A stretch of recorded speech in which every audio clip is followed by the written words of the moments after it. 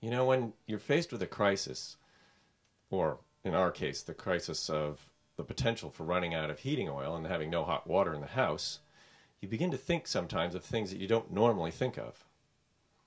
In this case, something occurred to me a little while after I realized we might run out of oil. I went right over to a workbench here in the basement, grabbed a screwdriver, came back here, and adjusted this control on the front of our boiler. This is something I probably should have done months ago. In fact, it's something I probably should have done every springtime, but I didn't remember to do it until this particular situation arose. Now the question is, why would I do that, and how would that actually help us save oil? And also, the next question is, how would this help you in case you are in a situation where you would like to save oil, even if you're not about to run out of it? To answer these questions, I'd like to start with the example of a conventional hot water tank that you find in many households. I've prepared a diagram to help illustrate how this works. Alright, this diagram on the left shows a gas-fired hot water heater, and it's pretty similar to also an oil-fired hot water heater and also an electrically heated hot water heater, except for an electrical one does not have this flue pipe up the center. And that's meant to carry the heat from the flame down here and the combustion gases up and out to the chimney. On the left you see the cold water come in, and I've colored it a very dark blue to indicate in the wintertime this water is very cold and you need more energy to heat it up to get to the temperature you'd like. Now also I've shown the hot water in bright red because the hot water is typically going to be very hot in the winter, or you're going to adjust it to make it very hot. Because when you send the water up to the various uses in the house up above, that cold water that's going to be mixed in when you want to get warm water out of the tap is going to be very cold, so you're going to want the hot water to be somewhat hotter so that you can still get an acceptable range of temperatures when you use the water. But the problem that you have is when this water is very hot, the temperature difference between it and the surrounding air is quite dramatic, and therefore heat is going to be radiated more easily out of this water, and the flame is going to have to come on, or the electricity will come on more often to keep this water hot. Now let's look at the second diagram, which has to do with what you could do in the summer, which is the cold water coming in is not as cold as it is in the wintertime. And I've drawn a lighter color blue here to show that. And I've also indicated that you have turned down the controls on the water heater to keep the water temperature from being so hot. One of the reasons you would be able to do that is, again, when you're using the water up in the household, the cold water that you're going to mix with the hot water to make warm at the faucet or wherever isn't going to be as cold, so the hot water doesn't need to be as hot. And this indicates here the little device called an aquastat, which is the controls that tell the flame or the heating element when to go on when the water temperature has come down too much. Now the word aquastat might be one that you're not familiar with. I've been using it here in explaining this diagram. It comes from the word aqua, which is Latin for water, and stat being the second half of the word thermostat. So a thermostat means heat state or status. So what it is essentially is a thermostat, but for water instead of for air.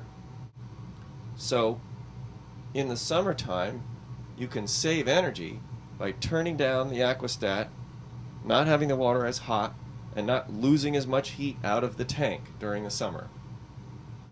Now in our house, we don't have a hot water tank, so the question you might have is, does this principle apply to those of us who have a tankless hot water system that runs off of their regular boiler, such as we have here with our steam heat system? The answer to that question is yes, and I've prepared another diagram to show why. Okay, so this is a diagram of our boiler, which shows the oil burner down below in the firebox and a flue pipe that carries the combustion gases up to the chimney.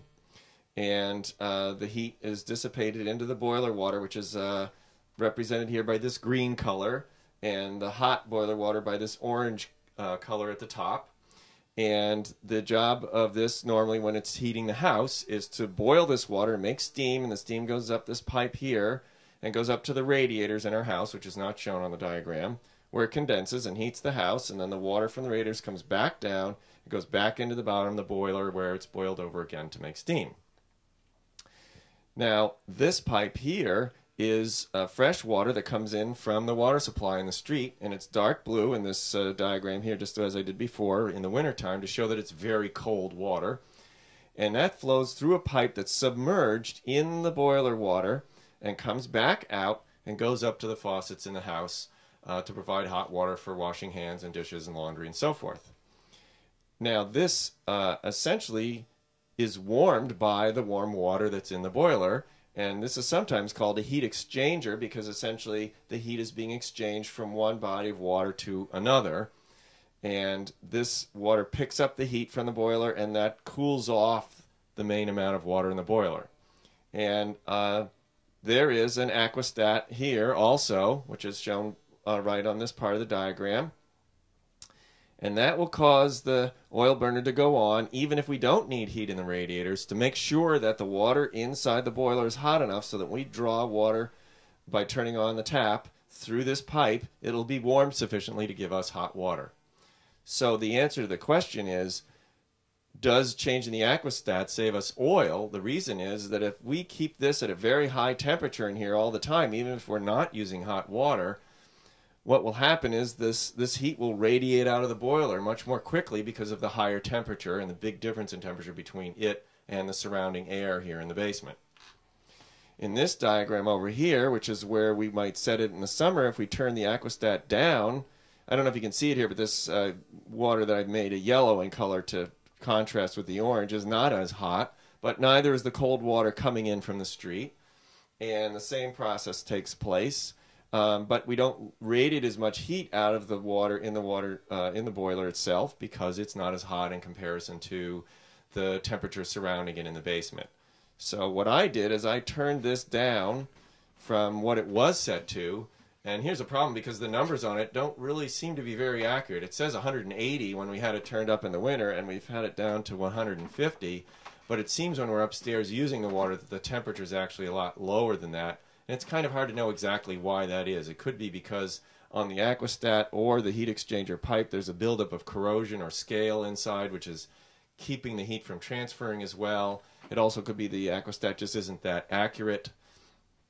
And it's also possible that we have something that I didn't show in the diagram, which is a mixing valve, and it could be the setting of the mixing valve isn't accurate either, which mixes a little cold water in, and that's there to keep us from getting scalded. So it mixes a little cold water in with the hot water to make sure that the hot water doesn't get too hot, because real 180-degree water would burn you, and you don't want that hot of water coming out of your hot water faucets. The main point of all this is I saved energy by turning down the aquastat on my conventional oil-fired boiler with a tankless hot water system. And you can too if you want, whether you have a hot water tank or a system like this one. Now, it might be difficult for you to find where your aquastat is, and I understand that. You're not alone. Sometimes you look at a boiler like this and it looks like just a confusing bunch of pipes, wires, and what have you. So the best thing to do, what I recommend is, if you hadn't grown up with people that knew about this kind of thing as I did, find someone to help you.